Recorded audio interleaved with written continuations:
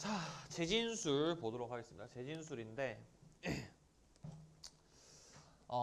앞전까지 수능 영어 지문을 어떻게 읽으면서 조심해야 될 것들이 무엇인가에 대해서 제가 말씀을 좀 드리면서 기초적인 사고방식이나 이런 것도 제가 말씀을 드렸지만 오늘은 좀 더 구체적으로 지문을 어떻게 읽어야 될까에 포커스를 좀 맞추고 지문을 읽어야 될까에 대해서 재진술이라는 파트와 글의 흐름이란 두 가지 파트로 제가 구성을 했는데 글의 흐름과 재진술을 다 배우고 나면 글을 어떻게 읽는지는 대충 윤곽이 잡힐 겁니다. 그리고 난 다음에 그 다음 파트는 문제를 어떻게 푸는가, 그 대입학, 빈칸 추론, 수도삽입 같은 주요 유형들을 어떻게 문제를 풀 것인가에 대한 얘기를 파트 3로 마무리하는 걸로 인스파이어 특강 구성되어 있으니까 그 내용에 대해서 한번 이제 숙지를 한번 해보시기 바라겠고요. 재진술이란 거부터 얘기를 한번 해봅시다. 그 컨셉에 대해서 그렇게 깊이 있게 얘기를 하고 싶은 생각은 없는데 재진술이라는 거는 너무 많이 들었죠. 사실 고등학교 수업할 때도 한번 들었을 거고 그리고 한 다음에 인강을 들어도 어디에 들어도 한 번쯤은 들어본 적이 있는 수능 영어는 재진술로 이루어져 있다라는 말을 들었을 겁니다. 재진술이라는 거는요 어떤 메커니즘으로 이루어졌다라고 여러분이 생각하시면 되냐면 이 말로 딱 정의할 수 있을 것 같아요. 한번 적어 보시겠어요? 저도 이제 택시에서 써놨거든요. 자, 정답의 근거는, 자, 요거 한 문장만 써보세요. 정답의 근거는, 수능 영어에서 이제 문제를 풀 때 여러분이 정답의 근거를 잡지 않습니까? 정답의 근거는 나의 이해가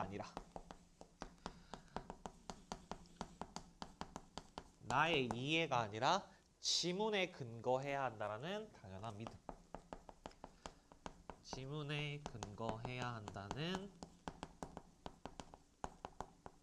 당연한 믿음. 다시 말하면 수능 영어 지문이 재진술로 이루어져 있단 말 자체가 무슨 말이냐면 답의 근거가 지문 내에 있다라는 말과 동일한 말이에요.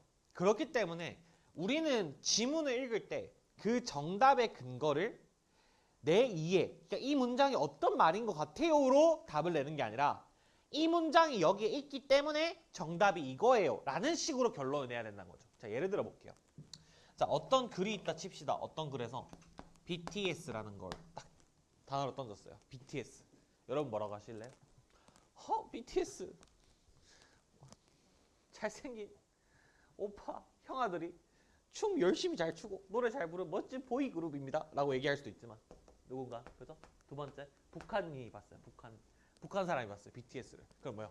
미제국주의의 적절치 못한 문화 풍속을 일으키는 범죄자 집단이라고 얘기할 수 있는 거 아니에요? 그죠? 그러니까 무슨 말이냐면 어떤 똑같은 대상과 똑같은 단어를 봐도 그걸 정의하는 건 그 사람들마다 다를 수밖에 없다고. 그렇기 때문에 수능이란 시험에서는 텍스트를 물을 때 국어도 마찬가지고 영어도 마찬가지고 이거에 대한 여러분의 이해를 물어볼 수가 없어요. 그러면 이걸 어떻게 보완을 하냐? BTS라는 걸 주고 난 다음에 예를 들어 우수한 K-팝 그룹은 한국 문화를 알리는 홍보대사다. 이런 문제가 그 다음에 줘요. 그럼 이 문장의 역할이 뭐예요?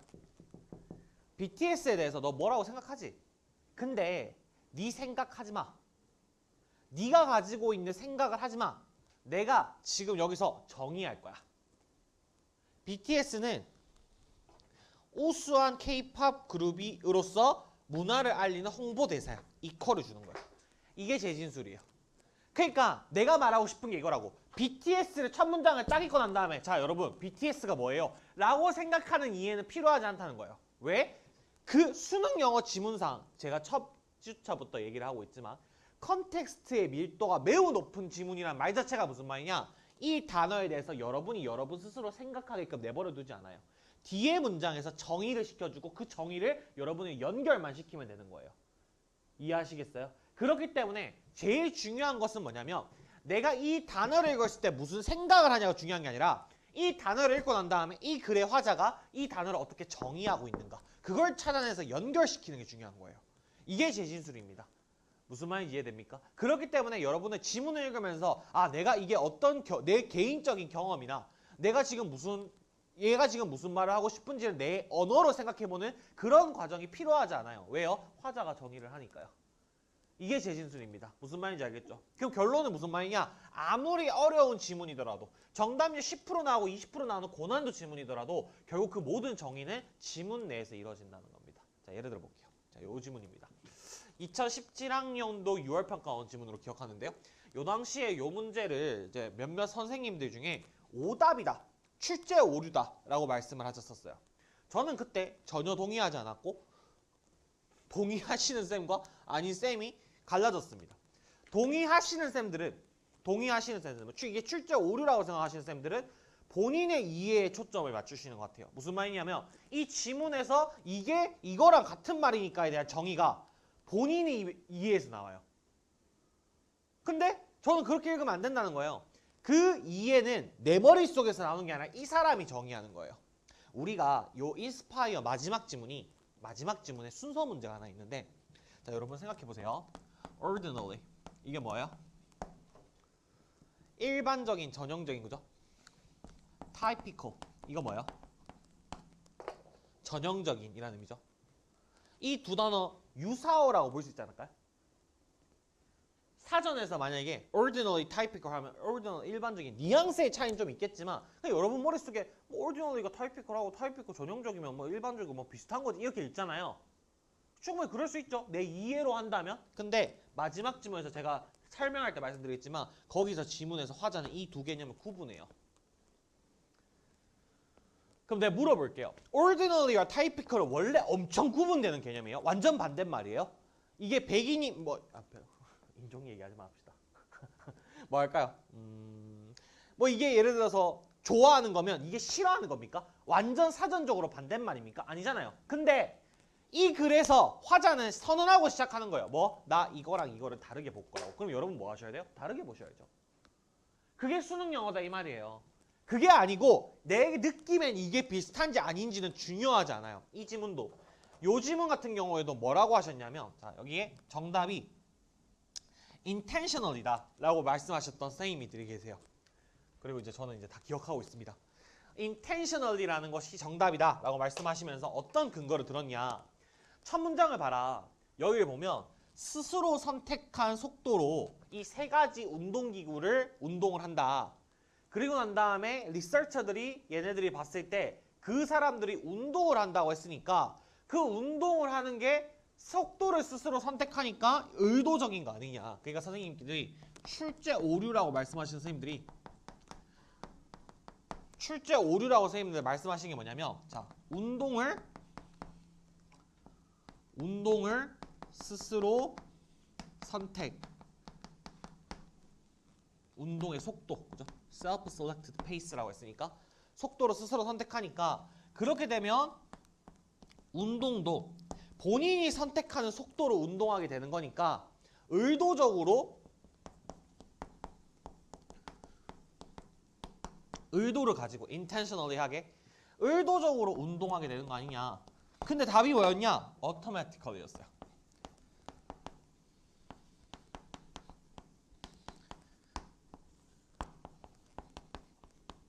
자, 이 논리가 왜 잘못됐죠?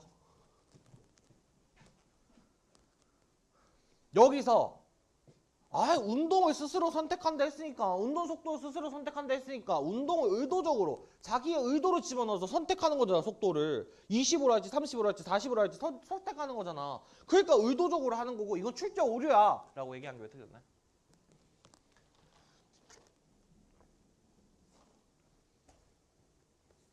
에 대해서 평가원은 만약에 소송까지 가지 않는 문제지만 소송 간 문제도 있어요. 근데 소송을 가잖아요. 그러면 법원에서 이것 때문에 근거가 명확하게 이겁니다라고 제껴내야 돼요. 그리고 자신 있게 평가원이 이 당시에 이제 약간 여러분 기억 안 날 텐데 왜냐면 제가 이제 책 막 할 때니까 이 문제에 대해서 선생님들끼리 뭔가 이제 이 출제 오려고 하는 사람들 유나이트 해가지고 그래가지고 이제 제기를 했어요. 근데 평가원 대답 뭐냐? 이의 없음이에요. 문제 없어. 좋다. 라고 얘기했어요. 근데 이제 저는 가끔 평가원이 문제 없음이라 할 때 문제 있는 것 같은데 씹새끼들이 왜 문제 없다 하지? 라는 문제들이 있어요. 예를 들면 세계지리 문제나 그런 거 봤을 때 아니 연도가 다르고 팩트가 다르면 교과서에서 뭐라 서술됐던지 간에 씨발 틀린 거지 뭐 갑자기 뭐 교과서 기준으로 생각해야 된다 이상한 논리 갖고 올 때도 있거든요. 근데 이 문제는 자신 있게 이의 없음이라 할 수 있어요. 왜요? 왜요? 제 생각을 말할 생각은 전 1도 없어요. 근거가 있어요. 그래서 제가 또 정확하게 말씀드릴게요. 여기서 빼버렸는데 제가 여기 문제에 보면 이 말 나와 있을 거예요. At 65% of their maximum heart rate. 이 부분이 나와 있을 겁니다. 그 문장과 똑같은 표현을 찾아보라고 제가 디렉을 내놨을 거예요. 여러분이 하셔야 될 게 뭐냐? 이 문장과 똑같은 문장이 최소 2문장 이상 도배되어 있습니다.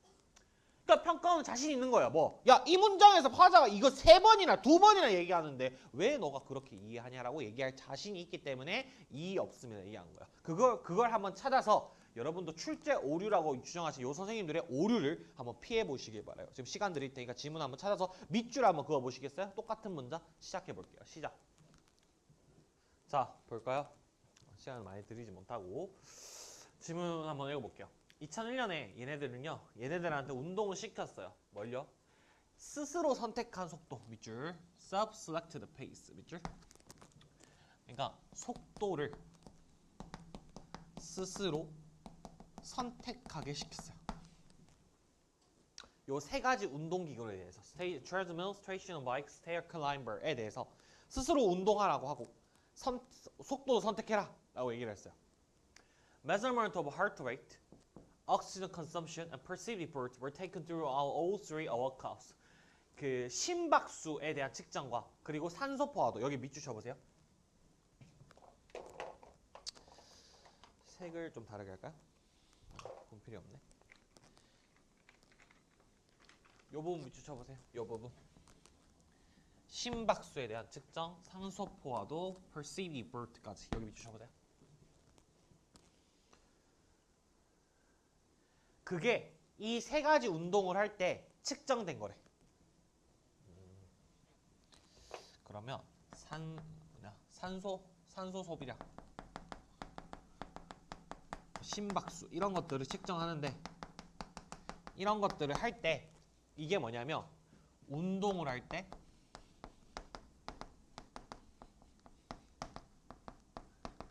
측정한 거래. 이해돼요? 그럼 여기까지는 뭐 그냥 이게 뭐 합쳐가지고 생각을 못 하겠죠. 하트 레이트가 뭔지, 옥시전 컨섬션이 뭔지, 이 새끼 왜 이런 얘기 하는지 모르겠죠. 그럴 수 있다고. 근데 괜찮다고. 왜? 내가 얘기했잖아. 뭘? 무조건 정의를 할 거라고. 그래서 화자는 이 개념에 대해서 여러분이 이해하게끔 놔두는 글은 컨텍스트가 낮은 글이에요. 그리고 그런 지문은 수능에서 출제할 수가 없어요. 왜요? 컨텍스트가 왜 낮을까요? 왜 지문의 맥락에서 표현을 신경 써서 안 낼까요? 너도 알잖아. 너 알잖아. 가 전제가 돼 있기 때문이에요. 무슨 말? 배경 지식이 깔려있단 말이에요. 경제학 2학년 교과서에서 경제학 1학년 내용을 다다시 설명하면서 그거에 대해서 맥락을 하나하나 짚을 필요 없어요. 뭐라고 하면 돼요? 너 1학년 때 배웠지? 하고 서술하면 돼요. 그게 컨텍스트가 낮은 글이에요. 왜? 사전 지식이 들어오니까.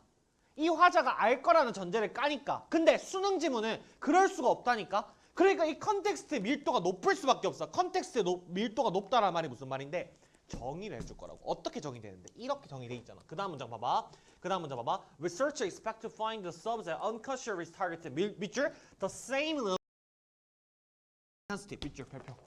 그러니까 이걸 딱 보고 난 다음에 여러분이 딱 느낌이 왔었어야 돼.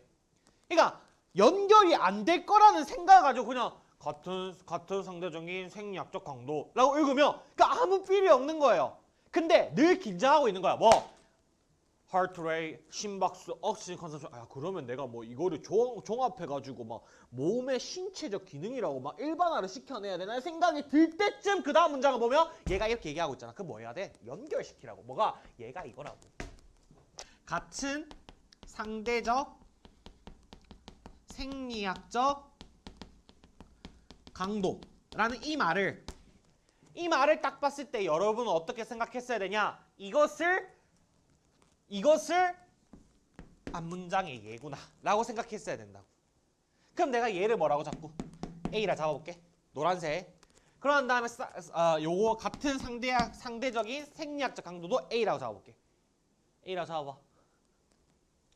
그리고 얘가 이게 뭐냐 연구진이 원하는 게 뭐냐면 연구진은 기대했대. 그 피험자 실험을 당하는 애들이 무의식적으로 타겟했다고. 무의식 동그라미 한번 쳐줄래? 무의식 동그라미 한번 맞춰줄래? 그리고 평가원은 자신 있는 거야. 뭘? 이 문제가 출제 오류가 아니라는 아까 제가 첫 번째 이 수업을 시작할 때 말씀드렸던 그 논리. 왜 속도를 스스로 선택하는데 운동을 의도적으로 하는 게 아니냐는 말에 대한 근거로 자기 생각을 얘기하는 게 아니라 평가원은 이 지문의 화자가 여러 번 반복하는 문장을 드는 거예요. 여기 동그라미 치셨죠? A라 적으셨죠? 똑같이 한번 가볼게요. 그 다음 문장 볼게요. Perhaps they would automatically, intentionally 하고 난 다음에 exercise도 있는데 그 다음 문장 밑줄 쳐봐. 노란색이 보이지? At 65% of their maximum heart rate. 밑줄. 너 이거 읽고 뭐라고 읽을래? 그들의 심박수의 최대 65%라는 말을 어떻게 읽을래? 가 중요한 거야. 이게 어떻게 읽을래? A지. 같은 상대적 생리학적 강도지. 근데 봐봐. 이 65%를 어떻게 한다고? 앞 문장 봐봐. 같은 생리학적, 상대적으로 같은 생리학적 강도를 무의식적으로 타겟한다지. 무의식 동그라미 쳤지? unconsciously 동그라미 쳤지? 그럼 얘도 봐봐. 타겟하고 있지. 65% 심박수로 타겟하고 있다고 A라며. 그럼 여기서 같은 문장 뭐여야 돼? unconsciously와 똑같은 말이 여기 들어가야지. 이해돼요? 그럼 무의식적으로 하는 거는 자동적으로 하는 거예요? 의도적으로 하는 거예요? 자동적으로 하는 거죠. 그러니까 automatically라는 얘기를 까지 하면 너무 약하잖아. 자신 있게 fuck you 할 수 있어야 되는지. 왜? 한 문장 더 얘기해. 그 다음 문장 봐봐. Or maybe they would instinctively set into rhythm 밑줄 70% their maximum rate of oxygen consumption. 이 얘기 왜 하냐고. 산소를 소비하는 데 있어서 최대 70%라는 얘기를 왜 하냐고. 이 얘기를 읽을 때 아무 소울 없이 읽고 70% 산소를 소화하겠지 라고 생각하는 친구는 답이 없는 거예요. 이거 왜 얘기하냐고. 같은 생리학적 강도요. 똑같은 문장, 앞 문장 똑같이 뭐 있는데 동그라미 instinctively. 이해돼요? 본능적으로요. 본능적으로. 그럼 보세요. 동그라미 친 워딩의 자격을 보세요. 나열된 걸 보세요. 동그라미 첫 번째 뭡니까? 무의식적으로. 두 번째는 뭡니까? 본능적으로. 그럼 이거는 자동적으로입니까? 의도적으로입니까? 자동적으로죠. 이게 자신이 있다 이 말이에요. 평가원은. 왜?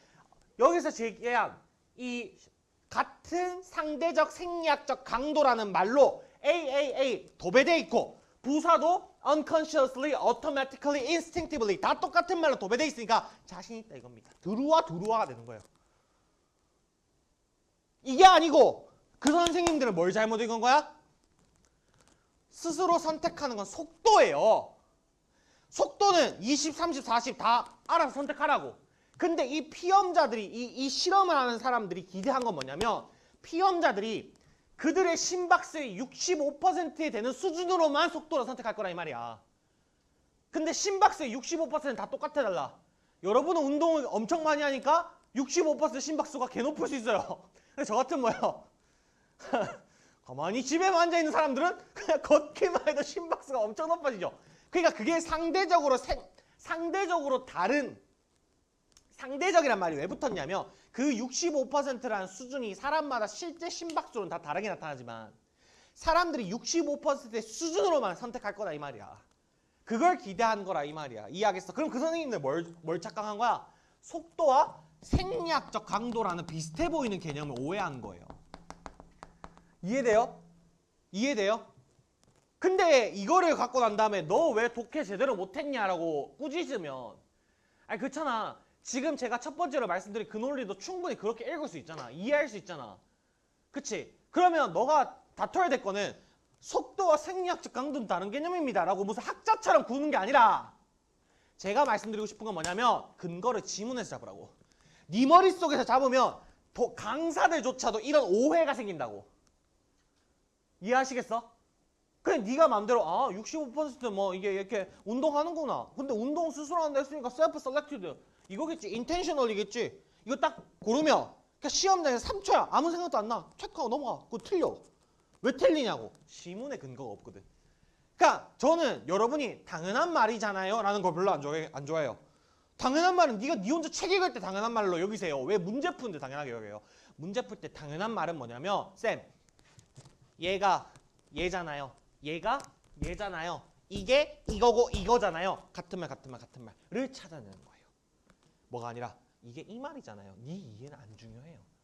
왜요? 강사조차도 그 이해를 읽으면 출제 오류라고 얘기하는 기적의 논리를 행하시니까.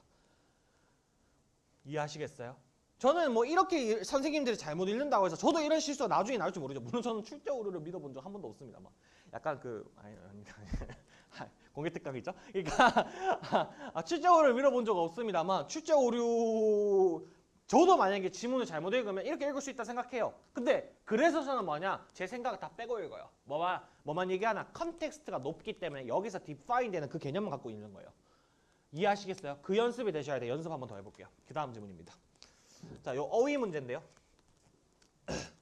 제가요 여기 전체 글 길어 보이잖아요. A 파트, B 파트, C 파트 선택해야 될 거 크게 세 가지가 있는데 17 수능 지문입니다. 요 전체 지문을 한 문장으로 제가 요약할 수 있어요.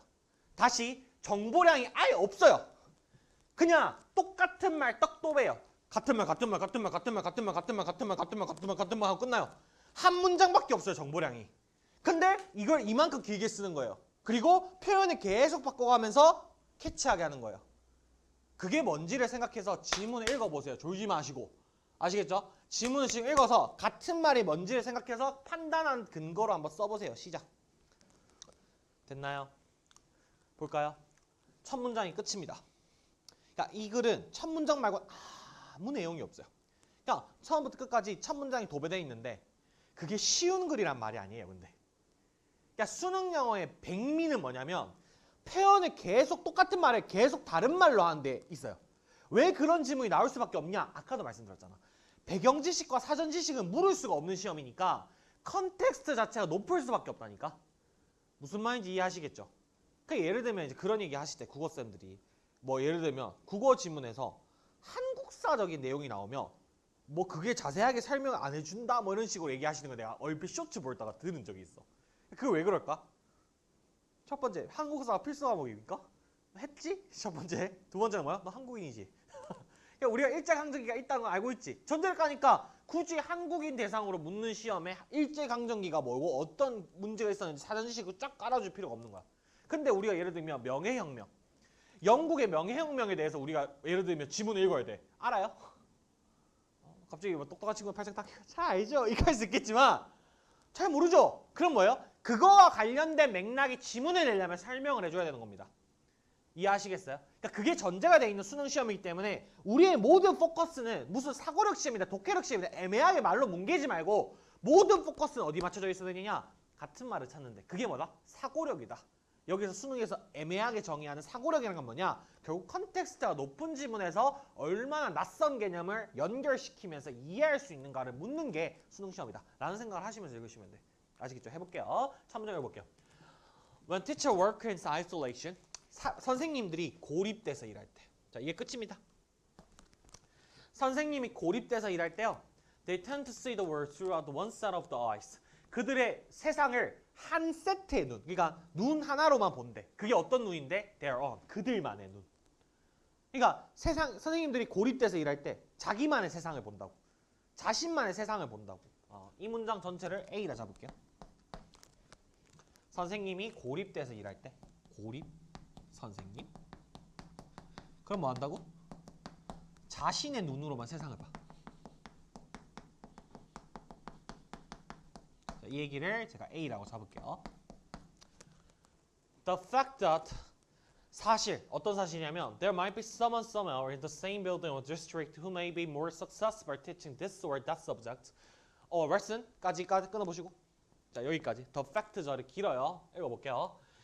누군가가 있을지도 몰라. 이 빌딩 안에 혹은 이 구역 안에 어떤 사람이냐면 이 과목이나 그 과목 자 본인의 과목을 훨씬 더 잘 가르치는 사람이 있을지도 모른다라는 사실은 자, 읽어야 되는 거야.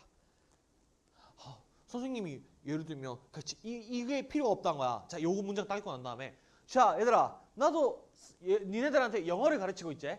영어를 가르치고 있지만 내가 제일 잘 가르치겠나? 이 지역에서 한번 생각해볼까? 이딴 식의 이해가 필요가 없다는 거야. 왜? 지식을 묻는 게 아니라니까? 네가 얼마나 이 경험이 있는지 묻는 시험이 아니라니까? 앞문장에 갖다 대면 돼요. 뭐라고 읽을래요? 이 지역이나 이 구역에 누군가 나보다 잘 가르친 사람이 있을지도 모른다는 그 사실은 이라는 말은 어떻게 읽을래요? 저는 이렇게 읽으려고요. 고립 X. 이렇게 읽어야 된다고요. 적어보세요. 고립 X. 왜 고립 X라고 읽는데요? 앞문장을 기준으로 읽는 겁니다. 이해하시겠어요? 이 판단만 하시면 된단 말이야. 고립 X라고 이게. 여기서 뭐 예를 들면 학원가의 현실을 생각해보자 이러면서 뭐 구체적인 현실의 예시를 갖고 와서 설명하는 거 아무짝에도 쓸모 없어요. 설령 그게 쓸모가 있다고 해도 고1일 때 끝났어야 될 문제지 고3 지문 가지고 할 게 아니라고. 아시겠어요? 밀도가 남다르기 때문에. 계속 볼게요. 고립 X. 그 고립이 안 된 사실은 based 있어요. lost 없어요. on teacher 동그라미. 자 그리고 여기 팁 하나 써볼게. on teacher까지만 읽었어. 선생님까지만 읽었어. 여기서 판단돼. 뒤에 거 안 읽었어. 뒤에 거 안 읽었어. 눈 없어 나. 뒤에 거 안 읽었어. who much 안 읽었어. on teacher까지만 읽었어. 판단돼 안 돼? O야 X야. 고립이 안 된 사실 선생님들한테 있어 없어? 뒤에 거 읽지 말고 판단돼 안 돼? 안 된다라고. 판단이 안 된다. 없어가 아니라 판단이 안 된다. 세모라고 답하는 게 맞아요. 자 이게 뭐냐? 적어보세요. 문장의 맥락이에요. 적어보세요. 아까 말했잖아. 수능 영어는 컨텍스트, 밀도가 매우 높은 글이 출제되기 때문에 문장의 맥락을 가지고 장난을 쳐요. 문장의 맥락과 대조되는 건 아닌데 다른 개념이 뭐냐면 대조는 아니야. 다른 개념이 뭐냐면 팩트예요. 사실관계. 자 그래서 예를 들어서 이렇게 확정을 했다 칩시다. 김현철은 착한 놈이고 착할래요. 김철수는 나쁜 놈이야.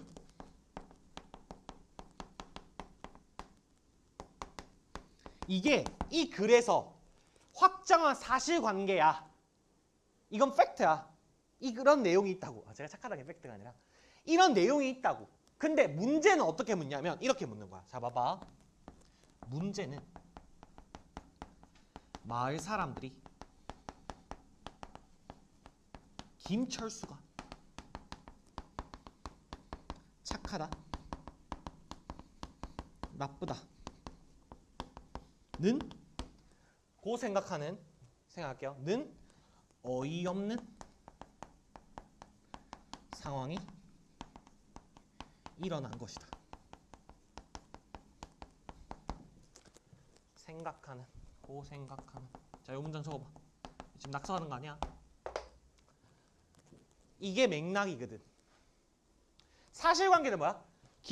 이 글을 다 읽었어. 너한테 물어봐. 사실관계가 뭐야? 김현철은 착하고 김철수는 나쁘대요. 이건 사실관계야. 근데 문제에서 지문에서 어떻게 묻냐면 문제는 마을 사람들이 김철수가 착하다, 나쁘다고 생각하는 어이없는 상황이 일어난 것이다 라는 말을 읽었을 때 우리는 무조건 뭘 고려해줘야 되냐면 이 새끼가 첫 번째 문제라고 했고 두 번째는 뭐? 어이없는 상황이라고 얘기했죠. 이게 뭡니까? 맥락입니다. 문장의 맥락이에요. 이해하시겠어요? 이건 사실관계고 이 사실관계를 묻는 방식이 드라이하게 김철수는 나쁩니까? 김철수는 착합니까? OX 답해보세요가 아니라 맥락을 집어넣는다 이 말이에요. 문장 내에서도 뭐라고? 문제, 어이없는 상황이라는 워딩을 통해서. 그럼 여러분은 이 생각을 할 수 있죠. 충분히. 뭐 문제라고 하고 어이없는 상황이라 했으니까 이게 충분히 어떤 상황인가 알 수 있어요? 반대되는 상황인가 알 수 있죠. 그러면 김철수가 나쁘다고 했었어도 마을 사람들이 뭡니까? 어이없는 상황이라 했으니까 김철수가 착하다가 정답이 되는 거예요. 이해하시겠어요? 이걸 단순화시켜서 자꾸 무슨 부정어 논리, not이 앞에 있으면 그건 당연한 거지. 문법적으로 100% 그렇게 돼야 되는 거잖아. 근데 막상 수능 지문을 풀다 보면 난이도가 왜 높아지냐면 그렇게 그냥 부정어 아닙니다, 맞습니다 이런 걸로만 그럼 물론 여러분 그런 걸로만 장난쳐도 많이 낚여 넘어지지만 실제 현실 수능 문제는 뭐냐면 이 단어로 뉘앙스를 주는 게 많다. 그래서 내가 얘기했잖아. 뭐 우리 첫 주차 수업 때 we wish you a Merry Christmas 얘기하려고 wish를 얘기하는 게 아니라고 인간의 이해관계를 얘기하려고 그 단어 던지듯이 영어 지문은 컨텍스트가 높으면 생각해봐. 내가 하고 싶은 말이 여기 많은데 오밀조밀 다 집어넣어야 돼. 그럼 어떻게 해야 돼? 단어를 쓸 때도 신경을 쓸 수밖에 없는 거야. 그게 수능 지문이라고. 그러니까 여러분도 뭐야? 놓치면 안 된다고. 아시겠어요? 그게 가장 제가 하고 싶은 얘기예요. 아시겠어요? 일단 요런 맥락을 적어놓고 이걸 생각해볼 때 내가 이 얘기 왜 했냐? 팁인데 이 사실관계는 뭐야? 선생님이 고립되면 혼자서 일해요. 자기만의 세상을 봐요. 이게 A였지. 그건 사실관계야. 팩트야. 근데 내가 말하고 싶은 건 뭐냐면 맥락이 뭐냐고. 만약에 teachers 하고 난 다음에 who closed the door and worked their work 이거 뒤에 내용 다 지우고 예를 들면 정말 선생님과 함께 교류하고 토론하면서 열심히 학생들을 가르치는데 발전하시려는 선생님이라고 얘기한 거야. 고립 안 되는 사실이 있겠죠. 베이스예요. 이해돼요? 고립이 안 된 사람이란 말이니까 뒷문장이. 근데 뒤에서 이 문장에서 얘가 뭐라고 했어요? 선생님은 선생님인데 어떤 선생님? 문을 닫고 있는 선생님 밑줄. 이게 지금 정답을 정의하는 맥락의 순간이라 이 말이야. 선생님 만약에 who closed the door이 아니야. who 예를 들면 open the door야. 말이 좀 이상한데. open the door야. 그럼 뭐야? 반대야 정답이. 왜? 맥락이 있다고. 근데 여러분 뭐냐면 사실관계로 문갤라 그래 글을. 아니라고. 문장을 읽으라고. 그러면 define을 다 시켜주고 그냥 연결만 시키면 되는데 왜 복잡하게 머릿속에 생각을 하냐고. 이해하시겠어요? 제가 하고 싶은 그 얘기예요. 어쨌든 문을 닫는 사람이래요. 이 사람 어떤 사람? 그러면 고립이 된 사람. 그럼 이 생각만 하면 돼. 뭐 고립이 안 된 사실은 고립이 된 사람들에게 있을까 없을까? 없겠죠. 로스트입니다. 이해하시겠어요?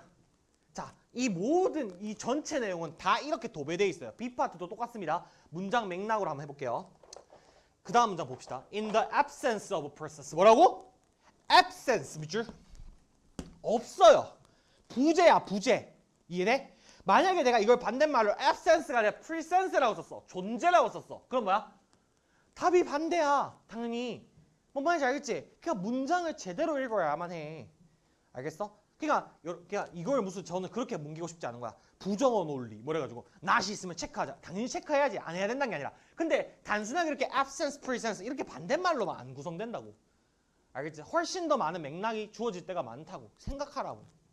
어쨌든 in the absence of process 이 과정이 없대요. 뒤에 보면 B 파트 어떤 과정이야? 없는 과정이야. 저거 봐. 없는 과정이야. 있는 과정이 아니라 없는 과정이야. 자, 근데 여기서 제일 중요한 거 뭐? 제가 파트 1 할 때 분명히 얘기했죠. 뭘? 대명사 해석 제대로 하라고. 별표 쳐. 댐이 누군데? 이게 너무 중요해요. 여기서. 왜? 댐이 누군데? 이 댐이 예를 들어서 앞에 대충 읽었어. 그냥 선생님이야. 근데 내가 선생님에 대한 기억이 좋아. 고3 때 내 쌤이 너무 잘해줬어. 우리 쌤 정말 개방적이고 착하고 정말 좋은 쌤인데 그래서 선생님이 이꼴 좋은 거야 나한테. 예를 들어서. 그럼 여기서 봐봐. 댐이 선생님이야. 그럼 대충 선생님을 읽었어. 이때 이 선생님이라 생각해. 그래서 어떤 선생님이야? 선생님 뭐 좋은 거죠. 착하신 분 아닙니까? 선생님 좋은 거. 반대로 읽어버리죠. 정확하게 잡아야죠. 여기 댐은 누굽니까? teachers인데 어떤 teachers예요? close the door. 이해돼요? 댐 밑줄 쳐보고. 여기 all for this 앞에 댐 밑줄 쳐보고 이게 어떤 셈이요? 고립된 선생님들을 말하는 거죠. 댐에 밑줄 쳐보고 고립된 선생님들을 말하는 거예요. 그러면 묻는 거예요. 뭐를? 고립된 선생님들에게 이런 과정이 있습니까? 없습니까? 라고 묻는 거예요. 똑같은 거죠. 뭘? 앞문장과. 맥락으로 묻는 겁니다. 맥락으로. 사실관계 하나밖에 안 나왔어요. 뭐? 선생님들이 혼자 고립되면 자기만의 세상을 본다. 자기의 눈으로 세상을 바라본다. 그 얘기밖에 안 나왔어요. 다 지금 말장난하는 겁니다. 근데 어떤 과정이 있냐? 그 다음에 읽어봅시다. 벤치마킹해요. 뭐를? 잘하는 사람들을 벤치마킹을 해요. 밑줄. 그럼 너 이거 어떻게 읽을래? 잘하는 사람도 저거 보고 나 따라야겠다. 와, 나만의 세상에 안 갖춰있고 저 사람도 봐야겠다. 이게 뭐예요? 고립? X죠. 그냥 보세요. 내가 지금 여기서 무슨 예시를 드냐고. 안 하잖아. 앞에 기준 잡고 난 다음에 계속 밀고 가는 거라고. 이해돼? 여러분이 하셔야 될 게 이거라고. 그럼 봐봐. 고립된 선생님들에게 고립하는 과정이 absence, 없대요. 없대요. 그러면 여기서 for vis라고 답을 쳐보면 어떻게 돼요? 없는 게 돼버리니까 있게 되는 거예요. 맞죠? 요건 좀 생각을 하셔야겠지? 없는 게 그냥 여기서 뭐야? 없다라고 했기 때문에 allow가 정답이 되는 거예요. 이해하시겠어요? 만약에 만약에 allow가 presence라고 얘기했으면 absence가 아니라 presence라고 얘기했으면 반대예요. for visit 가야죠. 이해하시겠어요? 그냥 사실관계가 뒤틀려서 틀리는 게 아니라 그 문장이 어떻게 서술하고 있냐에 따라서 그 방식에 따라서 답이 달라지는 거야. 이해하셨어? 근데 여러분은 어떤 경향이 있어? 이것만 파악하려고 한다고. 문제 출제는 이렇게 되는데. 그러니까 어려워지는 거야. 이해돼요? 알겠어요? 네. 그래서 여기까지 문장의 맥락이야. 근데 봐봐. 근데 여기까지 끝나면 이게 명작이 아니지. 근데 갑자기 여기까지 읽었잖아요. 글 쓴 사람이 누군지 알아요? 모르죠? 저도 몰라요. 처음 뵙는 분이거든요. 잘 모르는 분이에요. 근데 갑자기 이분이 저한테 통성명을 해요. I 동그라미. 그 다음 문장. I taught various subjects under the social study umbrella. 나는 말이다. 사회 과목이라는 그 안에서 여러 과목을 가르치고 있는 사람이다. 자기소개를 해요. 미친놈 아닙니까? 갑자기 그걸 잘 쓰다가 갑자기 나는 말이다. 갑자기 뭡니까? 전지적 관찰자 시절입니까? 거기서 갑자기 뭐예요? 1인칭으로 바뀌어요. 나가 나옵니다. 웃자고 한 얘기고 나라는 이게 왜 나오냐 이거야. 심심해서 자기소개도 좀 하고 싶고 자아를 뭐 드러내고 싶었겠죠. 아니라니까? 이유가 있다니까? 잘 봐봐. 따라와봐. 나는 사회 과목 가르친대. 그리고 여기 밑줄 쳐봐. 나에 대한 성격을 정해. Had very vivid idea of how my peers who taught the same subject did what they did. 밑줄. 내 동료들이 나랑 같은 과목을 가르친 내 동료들이 어떻게 가르치는데 별로 관심이 없습니다. 라는 말 자체가 무슨 말? 기준은 앞에 문장. 뭐? 고립 X. 미안. 고립된 사람이죠. 이해돼요? 나는 여기서 무슨 통성명한 겁니까? 나는 말입니다. 고립된 선생님입니다. 라고 정의를 준 거야. 근데 봐봐. 이 문장의 역할을 봐봐. 이 문장의 역할을 알아야 C를 풀어. 봐봐. 나오죠. The idea of meeting regularly to compare notes, plan common assessment, and share what we did well.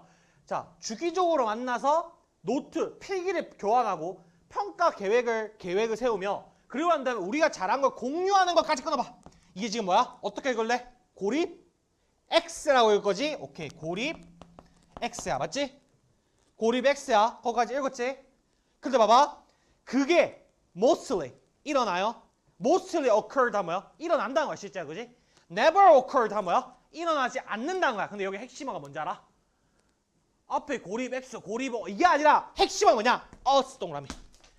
우리한테 일어나냐고. 우리가 왜 나와요? We are the world예요? You are not alone이에요? 왜 us가 나오냐고. us는 뭐예요? 우리죠.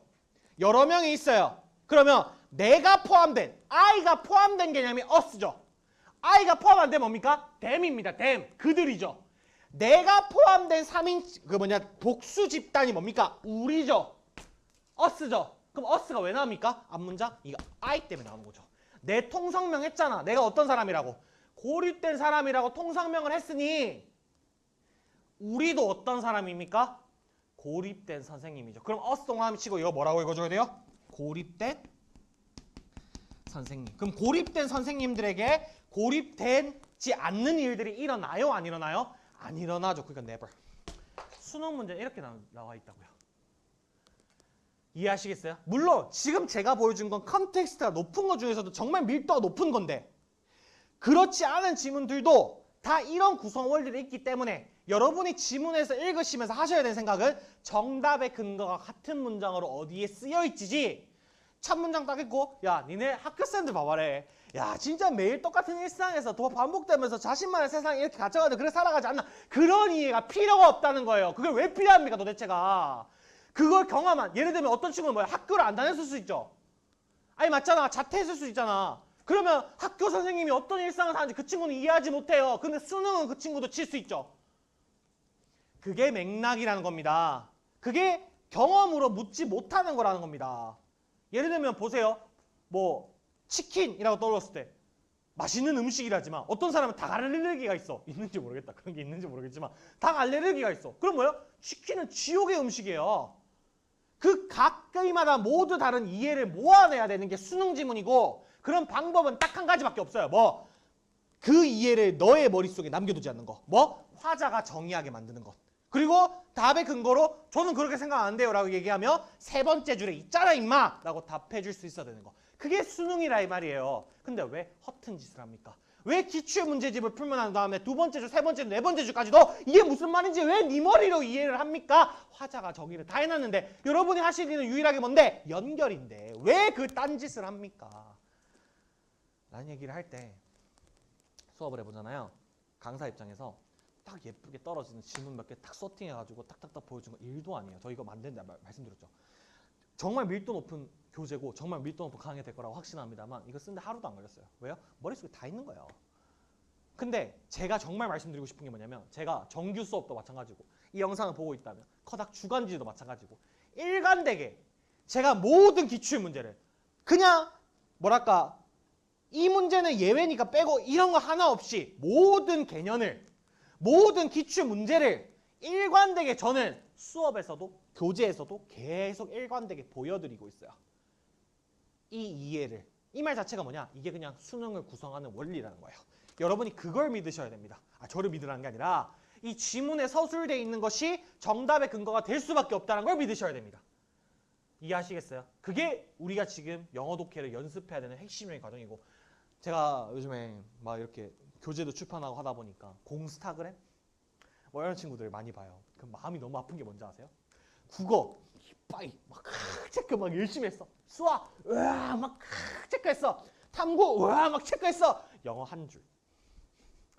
영어 한 줄도 뭐 독해 공부라도 했으면 감사해. 뭐냐? 워드마스터 단어암기. 진짜 죽일까? 워드마스터 단어암기 이래. 그럼 내가 하고 싶은 말 이거야. 영어 시간 없다며. 영어 공부할 시간 없다며. 근데 그 없는 시간에 왜 허튼 짓 하고 있냐고. 이거 연습해야지. 이게 수능 원리인데. 제가 드리고 싶은 말씀이 그거예요.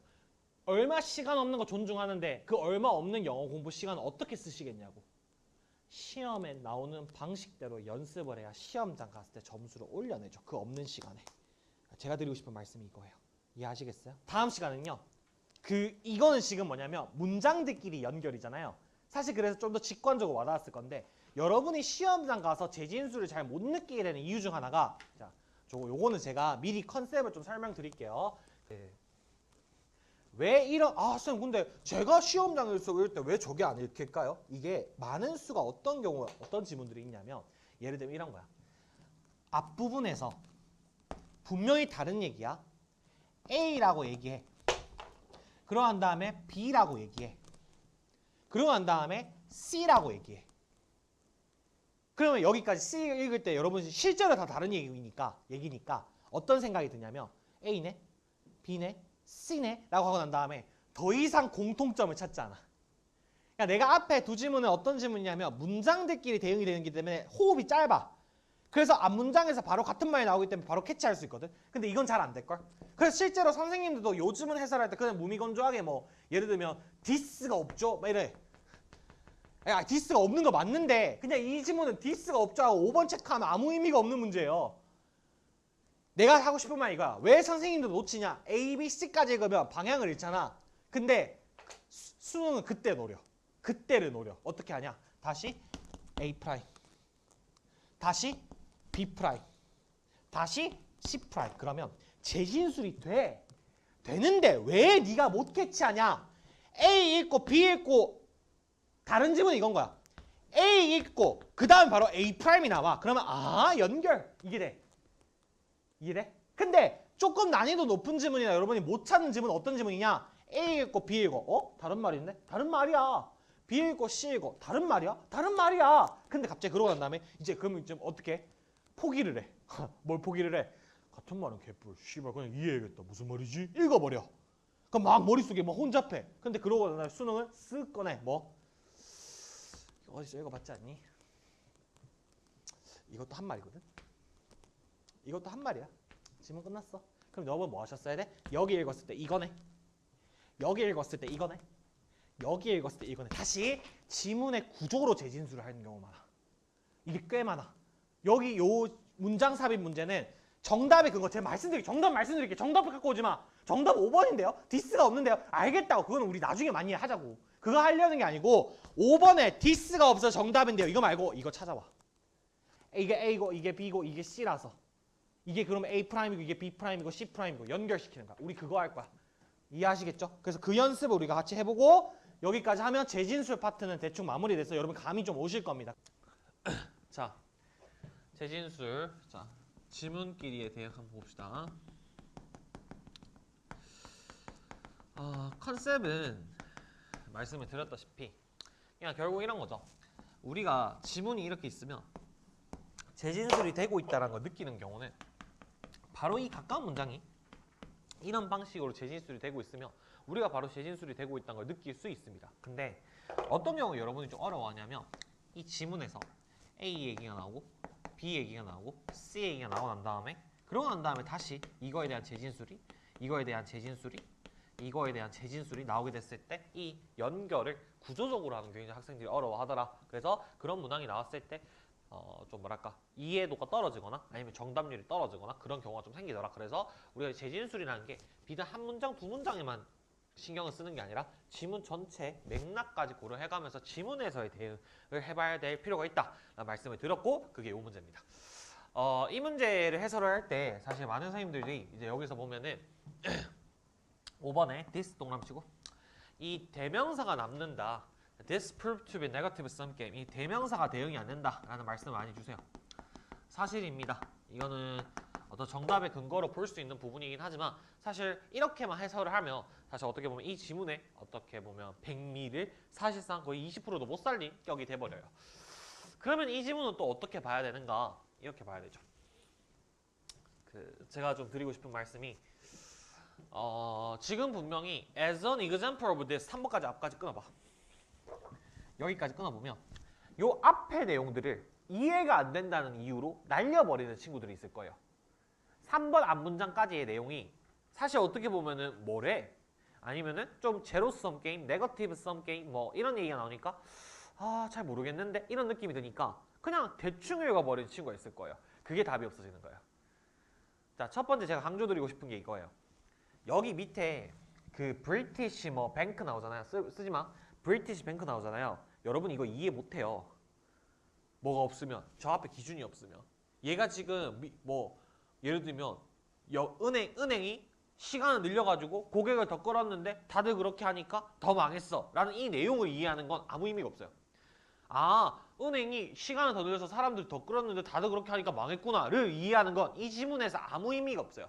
그 예시를 해석해내야 돼요. 의미를 해석해내야 돼요. 근데 그 기준이 어딨냐? 얘인 거예요. 초반부 부분인 거예요. 그러니까 이게 보세요. 이 초반부에 이해가 안 된다는 이유로 지문을 날려버리면 다시 초반부에 이해가 안 된다는 이유로 이 말들을 제대로 안 읽고 그냥 이그젬플로 이해하는 게 습관화가 되면 정말 쉬운 문제들은 사실 네가 하는 생각이나 화자가 하는 생각이나 비슷하기 때문에 바로 이해가 되겠지만 왜 조금만 어려운 지문만 가면 그런 식으로 이해가 안 되냐? 얘에서 할 수 있는 생각들이 너무 많아서 그래요. 이해돼요? 예시에 대한 이해를 스스로 하려고 하면 안 돼요. 스스로 하려고 하면 안 돼요. 뭘 가지고 해야 되냐면 지문에서의 기준을 가지고 해야 돼요. 근데 이 기준이 뭐냐? 기준이 어떻게 제시되냐? 못 알아듣는 말로 제시되는 많아요. 못 알아듣는 말로 제시가 되는 경우가 많아요. 그러니까 내가 하고 싶은 말 이거.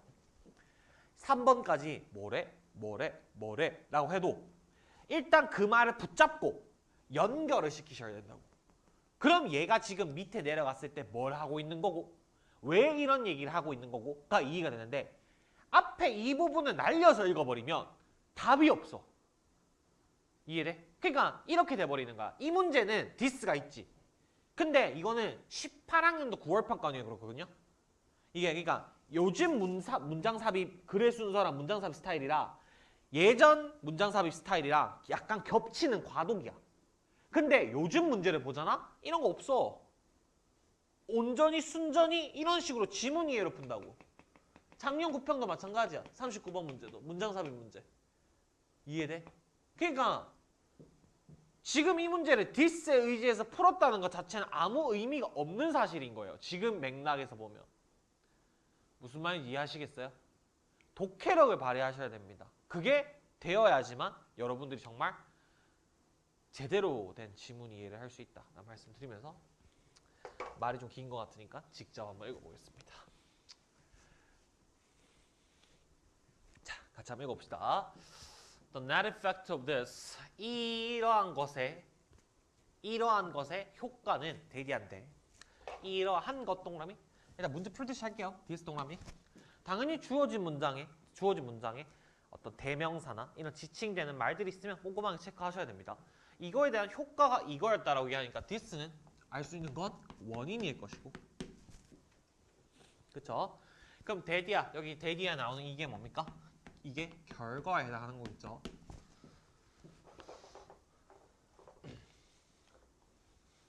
소비자가 이득이 됐다 해도 은행은 lost out, 망했어요.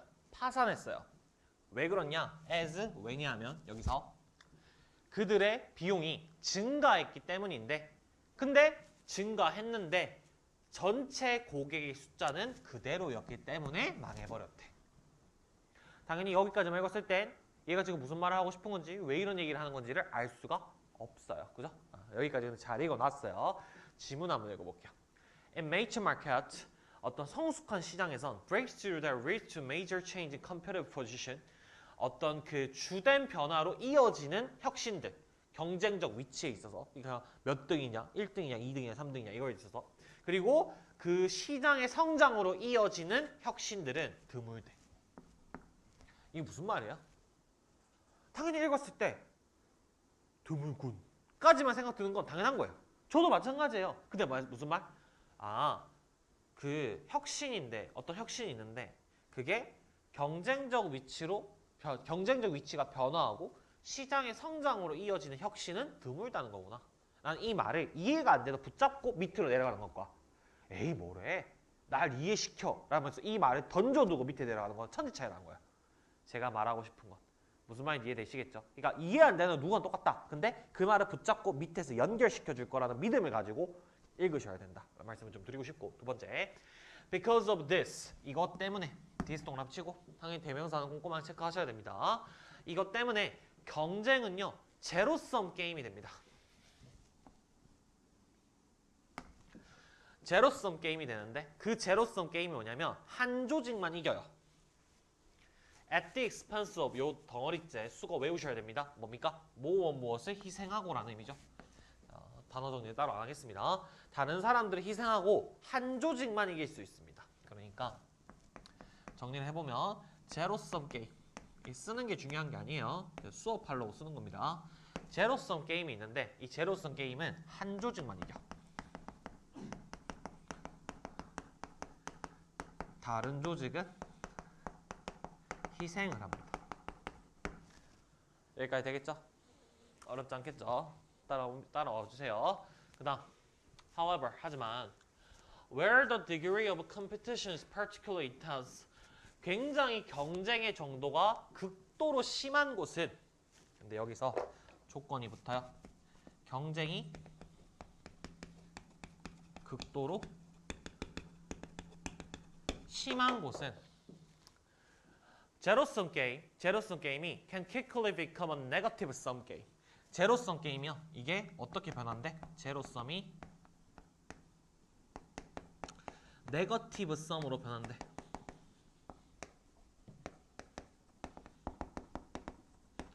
네거티브 썸으로 변하고, 그래서 네거티브 썸으로 변하는데 in that 하면 뭐뭐라는 점에서라는 의미예요. 뭐라는 점에서 그렇게 변하느냐면 모두가, 마켓에 있는 모두가 추가 비용을 낸대. 네거티브 썸으로 게임으로 변하는데 어떤 점에서 네거티브 썸 게임으로 변하냐면 모두가 추가 비용을 낸다 라고 적혀있죠. 그럼 전 여기까지 솔직히 문장을 읽으면서 뭐냐면 however가, 만약에 물론 저는 제로썸과 네거티브 썸의 차이를 알기 때문에 그냥 이게 however가 자연스럽게 느껴지긴 하지만, 만약에 여러분 입장에서 제로썸인지 네거티브인지 그게 뭐가 다른지 잘 모르면 however가 맥락이 느낌이 잘 안 올 수도 있고, 그래서 그냥 1번, 2번, this도 그냥 이게 받는다고 맞을 수 있는데 좀 뭔가 애매하다 느낌으로 3번까지 그냥 갈 수가 있어요. 거기까지는 괜찮아요. 왜요? 글이 완전하게 서술이 되지 않았기 때문에, 글이 완전히 끝난 게 아니고 연결이 다 된 게 아니기 때문에 그런 면이 있는 거거든. 그러니까 여기까지 그렇다 쳐. 여기까지 그렇다 쳐. 끊어봐. 요 내용이 좀 정리가 되죠. 근데 제가 말씀드리고 싶은 게 이거라고. 요 내용이 연결된다라는 표식을 확실하게 해주는 게 뭐냐면, 그 다음 문장 봐봐. 3번에 example of this 별표. 이것에 대한 예시로서. 그럼 이거는 뭐에 대한 예시를 얘기하는 거냐면, 얘가 지금 제가 여기 적어놓은 예거에 대한 예시를 얘기하는 거야. 저거에 대한 예시를 하는 거예요. 그럼 보세요. 내가 여기 있는 이 맥락을 읽을 때 여러분은 뭘 머릿속에 두셔야 되냐면 얘가 얘기한 이 얘기를 머릿속에 두셔야 되는 거예요. 이해하시겠어요? 그렇지 않으면 여기서 이 얘기를 왜 하는지 얘가 지금 왜 이러고 있는지를 이해를 못 하는 거예요. 무조건 이건 무슨 어떤 표식이다? 연결시켜야겠다. 왜? 제가 좀 이따가 지문 설명할 때도 구조 설명할 때 말씀드리지만 G와 S는 완벽히 같은 문장이기 때문에 그래요. 이해하시겠죠? 자, 연결해야 써놓으시고 그럼 연결 한번 시켜봅시다. 지금 제가 시간을 좀 드릴 테니까 3번, 4번, 5번 문장까지 여기에 어떤 내용에 해당하는지 생각해 보시고 두 번째, 주어진 문장이 어딘가 정답에 들어가야 될 텐데 5번에 정답이 들어가는데 왜 5번에 들어갈 수밖에 없는 문장인지에 대해 생각해 보세요. this가 없는 건 알겠다고. 그건 알겠는데 5번에 들어갈 수밖에 없는 이유인 문장을 저 내용에 비추어서 생각해 보세요. 지금 시간 드릴게요. 시작. As an example of this, 이것에 대한 예시로서. 이게 뭔데? 여기 나와 있는 이 내용. 이 내용에 대한 예시로서 When one of the major high street banks in Britain, 그 영국에서 가장 주된 하나의 메이저 은행이 trying to gain a competitive advantage, 어떤 상대적인 어떤 경쟁적 이득을 얻으려고 했어. 어떤 방식으로 얻으려고 했냐면 by opening a Saturday morning, 토요일 아침에 문을 열어. 그런 방식으로 하려고 했을 때 이 Britain Bank는 attract, 이끌었어요. 뭘 이끌었냐면 a number of new customer, 많은 새로운 고객들을 이끌었어요. Who found the traditional Monday, Friday bank opening hour to be constrained. 그 전통적인 월요일부터 금요일에 문 여는 시간을 제약사항이라고 느꼈던 많은 소비자들을 이끌었어요. 자, 여기까지 읽었어요? 얘 지금 뭐 하는 거야? 아, 지금 뭐 하는 거냐뇨. 토요일날 문 열어가지고 고객 많이 유치해서 좋았다는 얘기지요.는 그냥 저 내용 그냥 표면적으로 읽은 거고요. 내 말은 저걸 어디에 연결시킬 거냐고요. 앞문장이 어디에? 얘 지금 뭐 하고 있냐고요. 제가 물어볼게요. 이게 지금 어떤 상황입니까? 라고 얘기했을 때 이렇게 답해야 돼요. 뭐? 제로섬. 적어보세요. 제로섬 게임입니다. 왜 그렇습니까? 제로섬 게임의 정의가 뭡니까? 얘가 지금 이 지문에서 얘기한 사전적인 경제 지식으로 알자는 게 아니라 제로섬 게임의 얘가 지금 얘기한 정의가 뭡니까? 한 조직만 이기고 다른 조직은 희생하는 거예요. 이해하시겠어요? 그럼 얘가 원이잖아. 한 조직이고 그리고 다른 데는 월요일부터 금요일까지만 문 여는데 얘는 토요일날 여니까 이게 뭐야? 여기까지 할 수 있을까? 이게 약간 어려울 수 있는데 breakthrough, 다시 말하면 다른 데는 안 하는데 내가 하는 거니까 이게 혁신인 거예요, 사실. 근데 어쨌든 이 breakthrough를 도입을 해서 얘가 지금 뭐야? 많은 숫자의 소비자를 이끌었대잖아. 그럼 얘는 지금 뭐 하는 거야? 이점을 얻는 거죠. 이점을 얻는 거. win 하는 거예요, 말 그대로. 이기고 있는 거예요.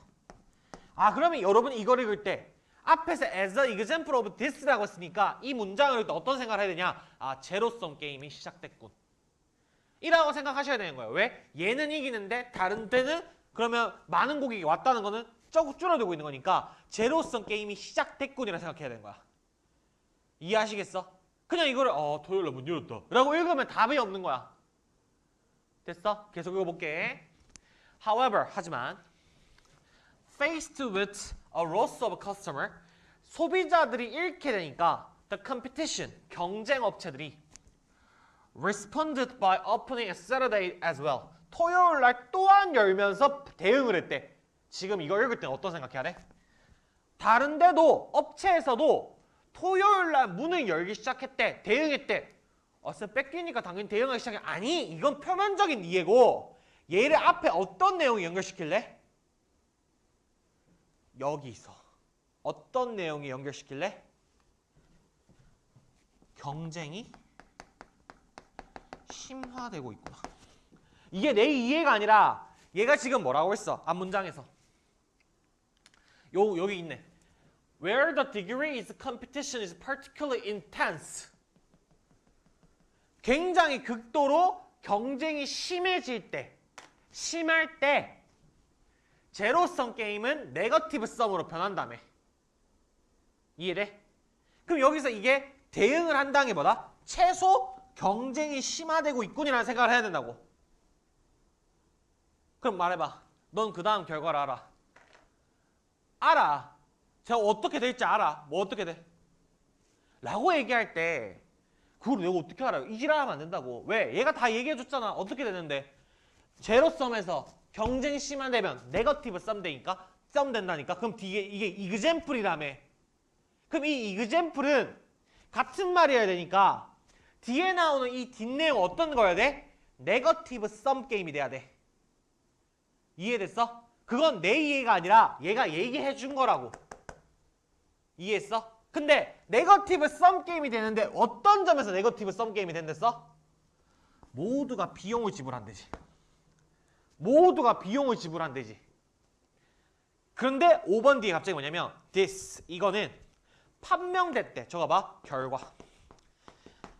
판명됐대. 뭐라고? 당연히 이 얘기가 나올 거라 예측할 수 있지. 네거티브 썸 게임이라고 판명됐다는 건 이해할 수 있는데 지금 우리는 아직 뭘 확인 못했어? 네거티브 썸 게임으로 변화하는 게 어떤 점에서 변화한댔어? 앞문장 읽어봐. Zero sum game can quickly become a negative sum game in that everyone in the market is faced with additional cost.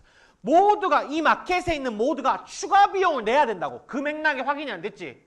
근데 이 새끼 갑자기 네거티브 썸이래. 이해돼? 얘가 지금 네거티브 썸 게임에 대한 정의를 했잖아. 얘가 뭔데? 네거티브 썸 게임 언제 되는데? 모두가 추가 비용을 낼 때 그게 네거티브 썸 게임으로 변한다고.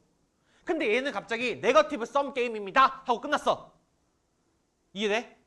근데 이게 결과가 있는데 뭐가 없는 거야? 그 앞에 과정이 없는 거지. 과정이 부족해. 어떤 과정이 있어야 되는데? 우리 앞에서 읽어서 알아. 뭘 해야 돼? 추가 비용을 내야 돼. 그게 뭔데? 가 안 명확하지? 그래서 5번인가요, 정답이? 여기서 this가 앞문장에서 무언가 대응이 안 됩니다 라고 얘기했을 때 약간 애매하게 this라는 건 앞문장에 어떤 명사를 받을 수도 있고 구를 받을 수도 있고 절을 받을 수도 있는데 이게 없습니다 하고 했을 때 애매하게 느낄 수가 있어. 그건 해석이 반쪽짜리야. 그래.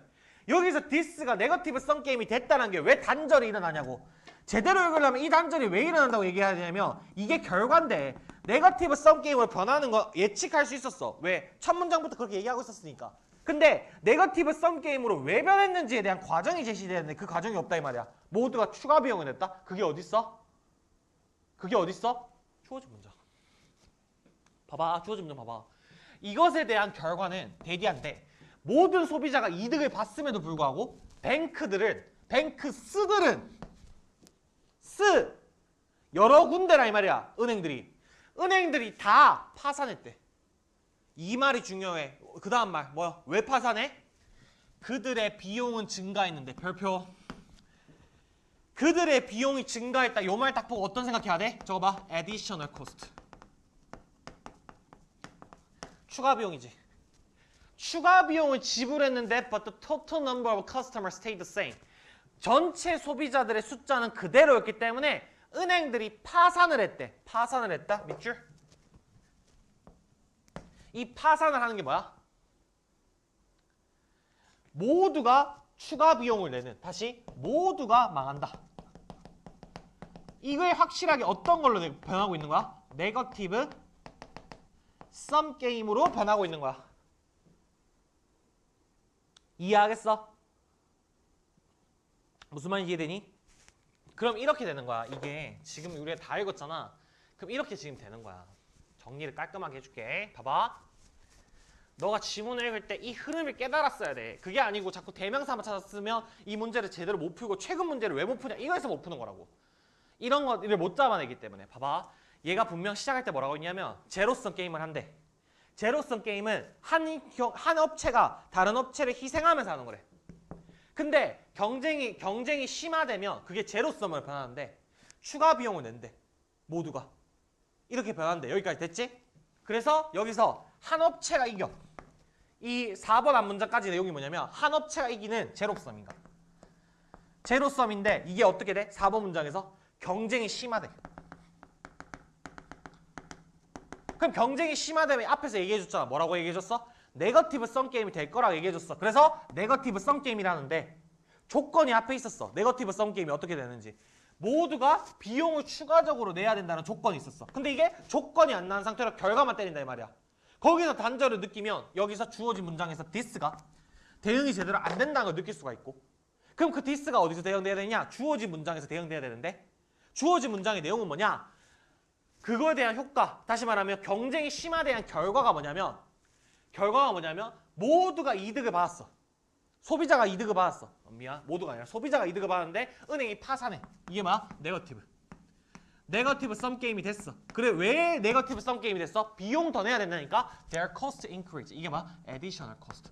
야, 내가 지금 끼워 맞추는 게 아니라 이게 앞문장에서 얘가 다 했던 얘기잖아. 근데 너 이 지문 읽을 때 그 생각하면서 읽었냐고. 안 하게 된다고.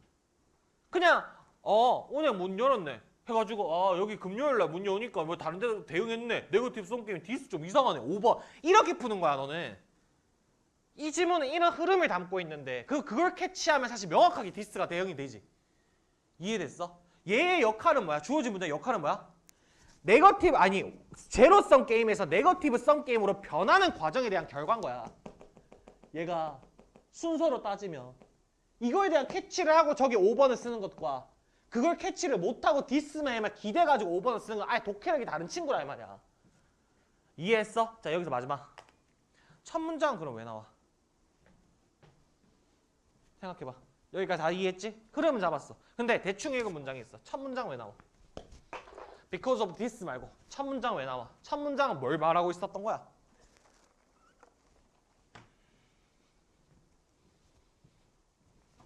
그걸 이제 다 읽고 다시 새로운 눈으로 보면 저 말이 그래서 라는 친구가 있을 거라고. 그러면 봐봐. 그거를 네가 처음 읽을 때, 이 문장을 처음 읽을 때, 지금 나랑 지문 다 읽었지만 이 지문을 처음 읽을 때 그걸 바로 알고 시작하는 건 불가능해. 근데 이 지문을 읽었을 때 네가 지금 내가 읽어보라 했을 때 전율이 왔다면 내가 하고 싶어하는 이거라고. 이 문장이 얼마나 많은 의미를 담고 있는 문장이냐고. 이 첫 문장은 뭐야? 사실 이 글의 결론이야. 이해돼? 읽어볼게. 성숙한 시작에서 혁신. 혁신은 뒤에 예시로 따지면 뭐야? 토요일날 문 연 거. 그 토요일날 문 연 거가 토요일 문 열기. 근데 그 혁신이 뭐냐면 경쟁적 위치를 변화시키는데 로 이어지고 시장 전체의 성장으로 이어지는 그 혁신이 드물대. 드물다는 거는 많다는 거야? 없다는 거야? 잘? 없다는 거지. 그냥 여기서 혁신이 있는데 그 혁신이 1등과 2등을 바꾸고 시장 전체의 성장으로 이어지는 혁신이 많다 적다? 적다 이 말이지. 이 얘기 왜 해? 어떻게 됐어 결과가? 토요일날 문 열었지. 그래서 원뱅크가 일시적으로 고객을 많이 끌었지. 그래서 걔가 압도적 1등이 됐어? 안 됐지. 왜? 다른 데 똑같이 문 열었지. 그러니까 경쟁적 위치 바뀌었어 안 바뀌었어? 안 바뀌었지. 두 번째, 그래서 시장 전체는 커졌어? 토요일날 문 열어서? 안 커졌어. 오히려 은행들이 망했지. 그래서 시장 전체의 성장도 이어지지 못했지. 그래서 어떻게 됐어? 망했지. 그러니까 그 혁신이 토요일날 문을 열었는데 경쟁적 위치를 바꾸지도 못했고 시장 전체의 규모를 키우지도 못했지. 은행이 망했으니까. 그러니까 그게 잘 없다고. 그럼 첫 문장이 모든 걸 말하고 있었잖아. 내가 하고 싶어 이거라고. 근데 이 문장을 처음 읽을 때 넌 뒤에 그 얘기가 나올 거라 모르지. 그러니까 저 문장이 이해가 안 되지. 근데 왜 놓지 말아야 되는지도 알겠지. 왜? 이게 이 글의 결론이거든. 이해됐어? 무슨 말인지 알겠어? 빈칸은 예를 들면 여기 뚫는 거야. rare, 빈칸 뚫는 거야. 그럼 이거 rare, 빈칸 뚫으면 어떻게 알아야 돼? 아, 여기서 이런 일이 있었는데 이게 결국은 망했고 시장도 안 늘어났고 망했구나. 이걸 캐치할 수 있어야 되잖아. 그러니까 이게 지문에 대한 재진수를 대응시키면서 읽어야 되는 이유라고. 이해됐어? 첫 번째, 쌤, 저 문제를 디스에 비벼서 푸는 건 제가 할 수 있을 것 같은데 저걸 시험장에서 어떻게 하죠? 저는 그런 얘기 제일 싫어해요. 시험장에서 어떻게 하죠는 아무 의미가 없는 얘기야. 시험지에, 내가 거꾸로 물어볼게. 시험장에 지금 네 실력으로 들어갈 거야? 그건 또 예스라고 하잖아. 뭔가 공부를 하고 더 열심히 노력하겠죠. 그러니까 그거에 대한 방향을 제시하는 거야. 이거를 봐봐. 이게 내가 지금 독해라고 100을 썼다 치자. 네가 디스에 비벼서 푸는 게 30이라 치자. 그러면 내 말이 이거라고. 100을 제시해줬으면 100으로 따라가려면 70, 80으로 하지. 그럼 시험장에서의 모든 이해는 이만큼 완벽할 수는 없기 때문에 70, 80의 피지컬을 갖추는 것만으로 점수가 100이 나와. 무조건 나와. 그렇게 계산이 돼 있어. 문제를 설계할 때. 근데 내 말은 이거야. 네가 70, 80까지 하는 것밖에가 현실적이지 않아서 100을 제시하는 걸 혀를 끌끌 차면서 30으로 푸는 걸 정당화하면 네 실력은 30에 머무르지 70, 80이 되지가 않는다고. 내가 얘기하는 게 그거야. 그러니까 난 제일 싫어하는 게 뭐냐면 언어 과목, 국어든 영어는 해석이 적절치 않다라고 공격하고 싶으면 내용으로 공격해야 돼. 쌤이 지금 3번에서 이렇게 넘어간다 했는데 그렇게 볼 수 없는 거 아닙니까? 이 얘기를 해야지. 저걸 어떻게 합니까? 는 바보 같은 얘기야. 그럼 네 실력으로 시험장 갈 거냐고. 지금 그 점수로. 아니잖아. 그럼 뭘 해야 되는지 알라니까. 이 방식으로 지문이 구성됐다는 걸 알고 정말 많은 지문, 평가 기출들을 이런 지문의 맥락에서 계속 소비하는 거야. 그럼 어떻게 돼? 근육이 세지겠지? 그 근육으로 시험장에 들어가는 거야. 그게 언어를 읽어야 되는 과목의 가장 기본적이고 핵심적인 메커니즘이라 이 말이야. 뭔 말인지 이해하시겠지? 그걸 하셔야 돼. 알겠죠? 재진수 연습 여기까지 하고